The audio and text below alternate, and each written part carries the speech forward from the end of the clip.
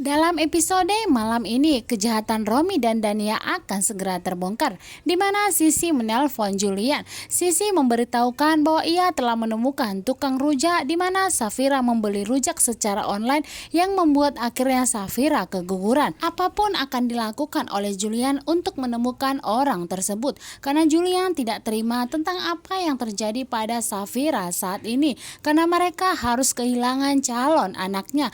Julian pun meminta Sisi untuk memberitahukan alamat di mana ia menemukan tukang rujak tersebut.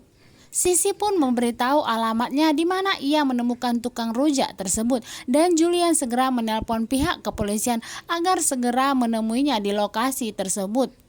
Karena tentunya Julian tidak akan menyia-nyiakan kesempatan ini, karena Julian telah berjanji kepada Safira sampai ke ujung dunia pun Julian akan menemukan penjahat tersebut.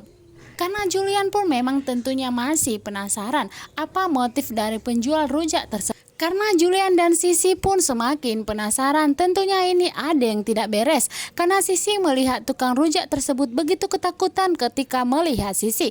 Padahal tukang rujak tersebut tidak mengenal Sisi. Dan di sini Safira sangat berharap agar Julian segera menemukan penjahatnya. Saat itu Romi datang ke rumah sakit, ke kamar tempat di mana Safira dirawat, hanya ingin mengetahui kondisi Safira. Apakah kondisi Safira baik-baik saja atau malah semakin parah. Dan ternyata ini membuat Romi semakin takut, karena Romi mendengar percakapan antara Sisi dan Julian bahwa Sisi telah menemukan tukang rujak tersebut. Tentunya di sini Romi semakin ketakutan apabila nantinya mereka menemukan tukang rujak tersebut dan akan membongkar siapa yang menyuruhnya pergi. Di sini Romi sangat ketakutan ya, karena nantinya akhirnya akan ketahuan dan Romi akan siap-siap mendekam di kantor polisi. Begitu juga dengan Dania, karena semua kejahatan yang dilakukan oleh Romi adalah seruan dari Dania, karena memang Dania begitu berambisi untuk menghabisi Safira, karena Dania cemburu melihat keromantisan Julian dan Safira.